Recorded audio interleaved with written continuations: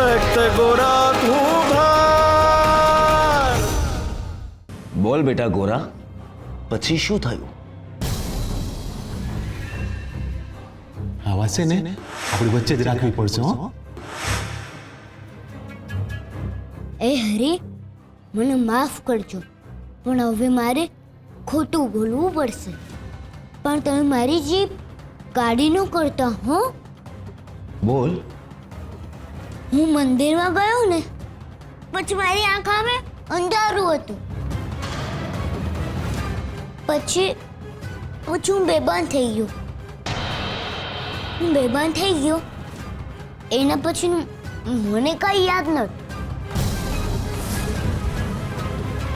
ઉભો રે ગોરા.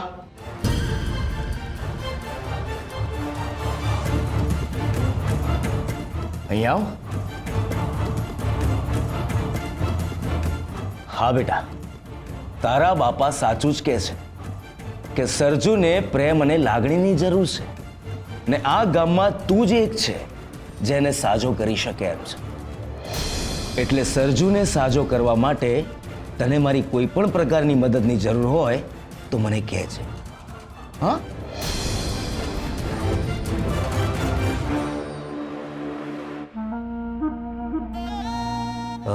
બાપા, જ્યાં સુધી સરજુ સાજો નહીં થાય ત્યાં સુધી આપણે જાણી નહીં શકીએ કે ગોરાએ મૂર્તિ જોઈ છે કે નહીં. જો સરજુ ગોરા કૃષ્ણ હરે કૃષ્ણ બોલી શકતો હોય તો એ સત્ય પણ બોલી જ શકે કે ગોરાએ મૂર્તિ જોઈ છે કે નહીં. પણ જો સરજુ સાજો ન થયો તો એ ગોરાની શું હાલત કરશે એ તો તું જાણે જ છે ને પગલા. બાપા, એ વિચારીને તો હું પણ ધ્રુજી જાઉં છું. ધ્રુજશે તો પરમાનું ખોરડું પગલા. શ્રી હરિ નમો નારાયણા.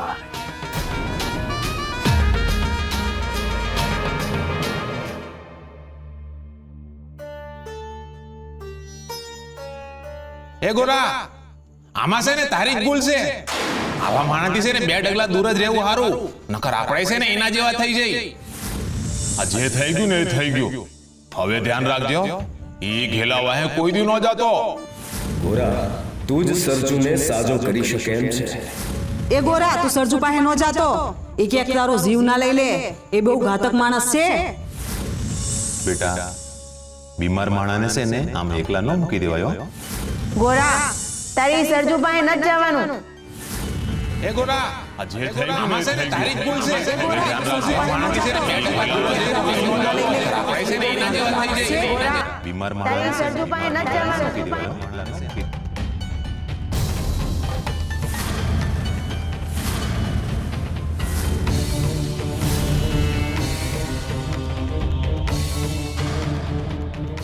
ગોરા,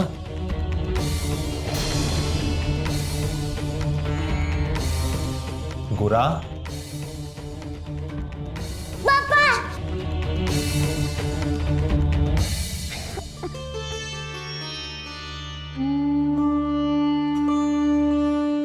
બાપા, ગમે એ થાય, હવે તમે મને સરજુ કાકા પાસે જવાનું ન કહેતા. તમે કીધું એટલે એમને મળવા ગયો ને એમને મને જોરથી પકડી લીધો ને મને માર્યું પણ ખરું. એ તો સારું થયું કે પૂજારી બાપા ને ભગલા કાકા આવી ગયા ને મને બચાવી લીધો. ને આ જુઓ, પૂજારી બાપાએ મને મલમ પટ્ટી પણ કરી આપી. ગોરા, મેં તને ના પાડી દી ને કે તારી સરજુ જોડે ન જવાનું. હા બાપા, ગમે એ થાય, આજ પછી હું આવા લોકોની સેવા કરવા કોઈ દી નહીં જાઉં. ભલે પાપ લાગે તો લાગે.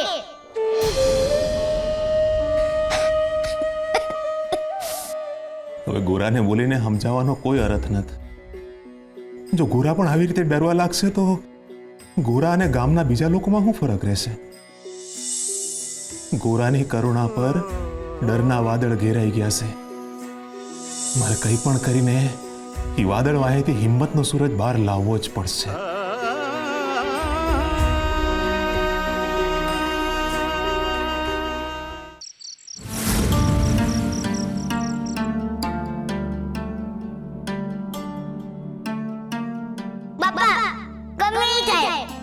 પછી આવા લોકોની સેવા કરવા કોઈ દી નહીં જાઉં. ભલે પાપ લાગે તો લાગે.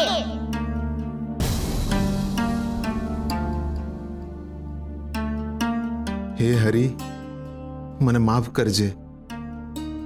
મારા ગોરાના મનમાંથી આ ડર દૂર કરવાનો કોઈ ઉપાય સુજાડ મને.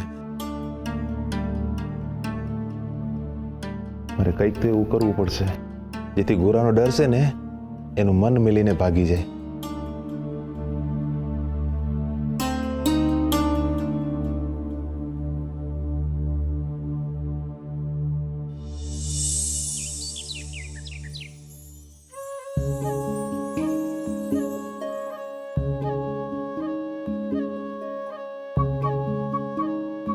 અરે માં તારો તાવ ઉતરી ગયો? હા બેટા, મારો તાવ ઉતરી ગયો. તારી તબિયત કેવી છે? હેઠ માં. લે ઘોડા, તાર રાપ પીવી છે? હા માં. હારું, થોડી વારમાં બની જાય. જા, ન્યા સુધી તું તાર બાપાનું ઉઠાડ. જા જા. તું એ હાલ ને માં. અરે પણ બેટા, રાપ બનાવી રહી છું ને. તું એ મારી હારે હાલ ને. હાલ માં. હારું હારું, હાલ. હાલ માં. હાલ. હાલ. જાઉં તાર. બાપા, ઉઠો બાપા. માનો તાવે ઉતરી ગયો છે ને માં આપણા હાટુ રાબે બનાવે છે. બાપા, ઉઠો બાપા.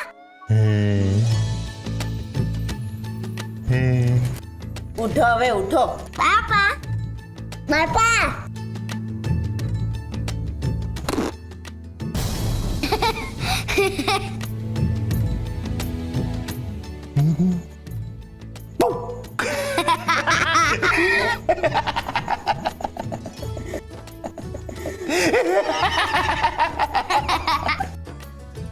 બાપા, કેટલા દાંત કાઢશો? આટલા દાંત તો હું પણ નથી કાઢતો.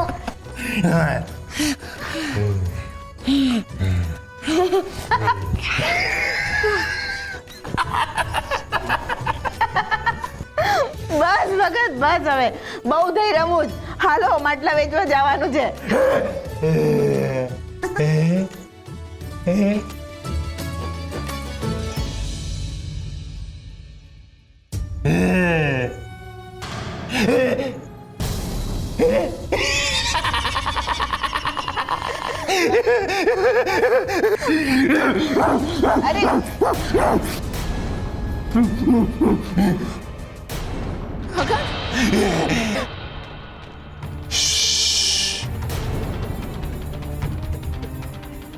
કોઈને ખબર ના પડવી જોઈએ.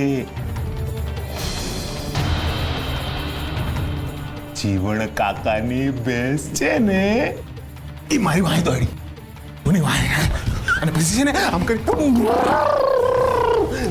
આટલા પર ભેગું ધમ બુમ.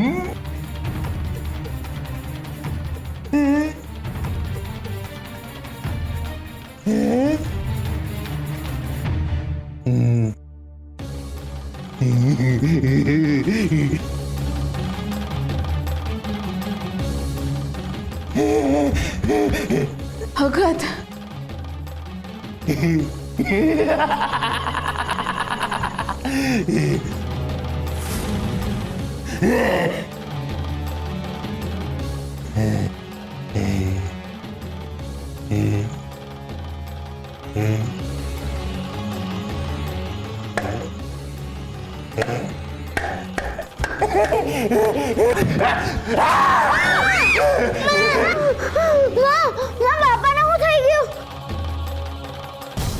માં, બાપા સરજુ કાકા જેવું કા કરવા લાગ્યા?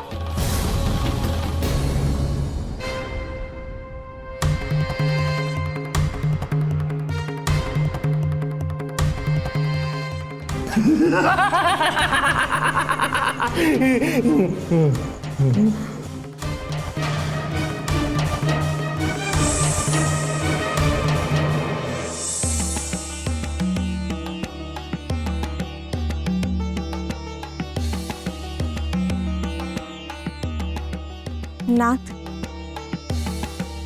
પરમા પર આ કેવી વિપદા આવી પડી. પરમાને એવો તે કેવો આઘાત લાગ્યો છે કે એને એની સમજણ જ ગુમાવી દીધી છે. ભવ છૂટી પડે એવા દુઃખના દિવસોમાં પણ પરમાએ હંમેશા શ્રદ્ધાનો છોડ રોપ્યો છે.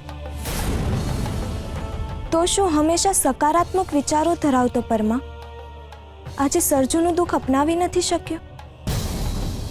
કે પછી ગોરા પર છવાયેલા ડરના વાદળો એ દૂર ના કરી શક્યો? નાથ, તમારું આ મૌન મને દુવિધામાં મૂકી રહ્યું છે. કાળના ગર્ભમાં છુપાયેલું રહસ્ય જાણવા માટે મારું મન આતુર થઈ રહ્યું છે.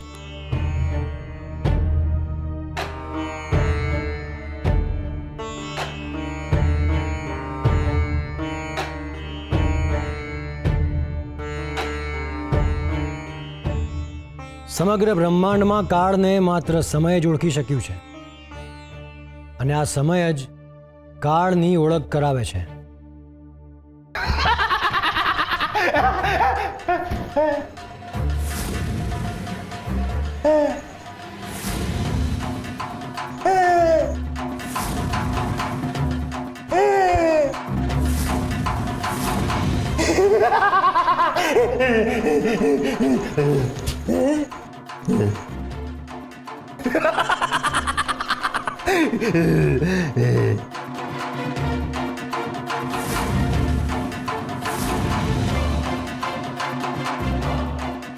પૂજારી બાપા, મારા બાપાને ચકાસો ને, એ હુકામ આવું કહી રહ્યા છે. કોણ જાણે એ સરજુ કાકા નકલ જ કહી રાખે છે. તમારી પાસે હિન્દી વાતની જાણકારી હોય છે તો મારા બાપાને હાજા કરવાની જાણકારી હશે જ ને. તમે મારા બાપાને હાજા કરી દો ને. હા પૂજારી બાપા, આ પરમાભાના અચાનક આવા હાલ કેમ ના થયા કંઈ સમજાતું જ નથી. ગઈકાલે હું ને સક્રિય અહીંયા આવ્યા હતા ત્યારે અમારે હારે સરસ મજાની વાતો કરતા હતા. આ એક દાડામાં એવું તો શું થઈ ગયું કે આવું કરવા માંડ્યા? હા, મને પણ ન સમજાતું કે આમ અચાનક હું થઈ ગયું. ભગવાન જેવા માણસ હારે ભગવાન આવું થવા કેવી રીતના દે?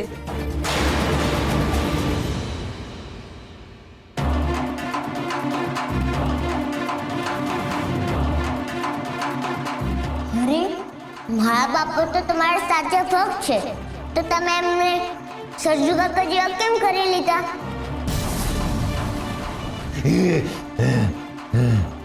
તમે જલ્દી એમને હાજર કરી દો ને. એ મારે હારે વાતું નથી કરતા ને હું તોફાન કરું તો એ મારા પર ખીચાતા એ નથી. હું એમને હારે વાતો કરું એ ખાલી હસે રાખે છે ને મને ટોકતા એ નથી. બાપાની આવી હાલત જોઈને મારા કઈ નથી બોલતી. તમે જલ્દી મારા બાપાને હાજર કરી દો ને. મારા બાપા મારો હાલ સાંભળે એવું કઈ કરો ને.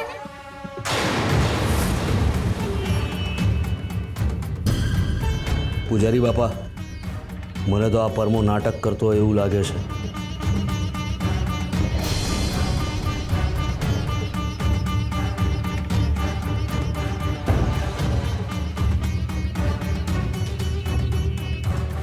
હે પરમા, હું તારી સાથે વાત કરી રહ્યો છું. તું સાંભળે છે પરમા? બંધ કરી દે તારા બધા નાટકો. આ તારા ખોટા ઢોંગ કરવાથી શું તને એમ લાગે છે કે મંદિરવાળી ઘટનામાંથી હું ગોરાને માફ કરી દઈશ એમ? એ તારી સૌથી મોટી ભૂલ હશે પરમા. આ ગોરાને હું મારી સાથે લઈ જઈ રહ્યો છું અને હવે હું એને કપરામાં કપરી સજા અપાવીશ.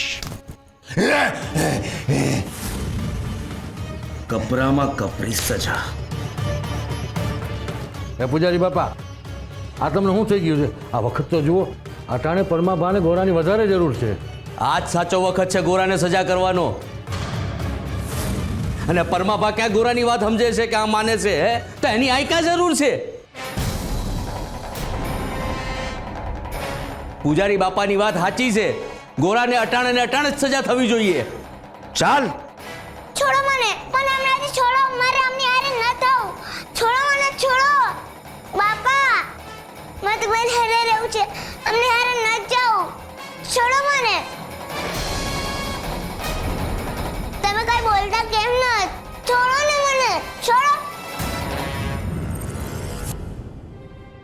ચાલ. છોડો મને, છોડો. દેવી, પૂજારી બાપા તારા છોકરાને હાથ પકડીને લઈ જાય છે અહીંથી. આમ શું ઊભી છે? રોકતી કા નથ? બાપા, તમે અમને કઈ કહેતા કેમ નત? માં, તમે અમને છોડો. સુરા, તું મને અમને તો છોડાય ને. તો હું કોઈ દી તને નહીં બચું. બસ છોડો ને મને, છોડો.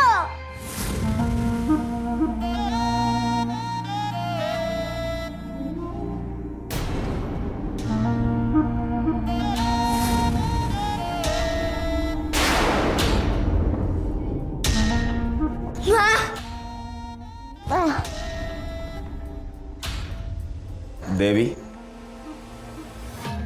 સુરા, ગોરા, પરમા હવે પોતાનું સંપૂર્ણ માનસિક સંતુલન ગુમાવી ચૂક્યો છે.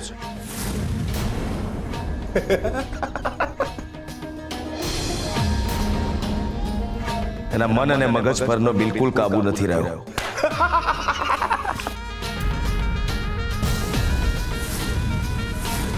એ ઘેલો થઈ ગયો છે, ઘેલો.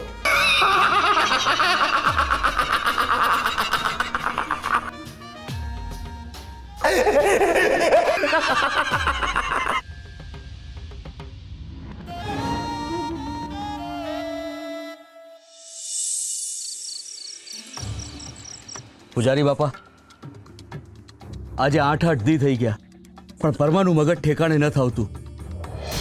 મને તો લાગે છે કે ગેલાપણું એના મનમાં ઘર કરી ગયું છે. એવું નથી પગલા. આ દેવીબેન, ગોરા અને સુરા એની બનતી હંધી મહેનત કરે છે અને એમને વિશ્વાસ છે પરમાબા હાજા થઈ જાય. હા, વિશ્વાસ પર તો દુનિયા ટકેલી છે, પણ એના હાટું પરમાબાને સરજુ હારે રાખવાની શું જરૂર હતી? એના હારું રાખશે તો પરમાબા હાજા થતા હશે ને તોય નહીં થાય. પણ પરમાબાના ત્યાં આવેલા મહેમાન શ્યામે જ કહ્યું હતું કે પરમાબા અને સરજુને જોડે રાખો, એટલે જ તો એમને જોડે રાખ્યા છે. અને ભાઈ, મેં તો સાંભળ્યું છે કે આ શ્યામ પરમાબા અને સરજુને રોજ નવડાવીને તૈયાર કરે છે અને રોજ એમની સેવા ચાકરીએ કરે છે. એમ તો હું ત્યાં જોવા ગયો તો. ના ના, મને હું ત્યાં કઈ લાડવા થોડા દાટ્યા છે તો હું ન્યા જાઉં? તો પછી તને કોણે કીધું? બીજું કોણ? આ સકરી ઈ જ જાતી હતી, આ જ વાવડ લાવી હતી બધા. બસ, હવે તમારી આ ઊંધી ચત્તી વાતો બધી બંધ કરો. દેવી, ગોરા અને શુરા જે કરી રહ્યા છે પુણ્યનું કામ છે. એ કામમાં એ લોકો સફળ થાય એ માટે આપણે સૌએ ભેગા મળીને શ્રીહરિને પ્રાર્થના કરવી જોઈએ.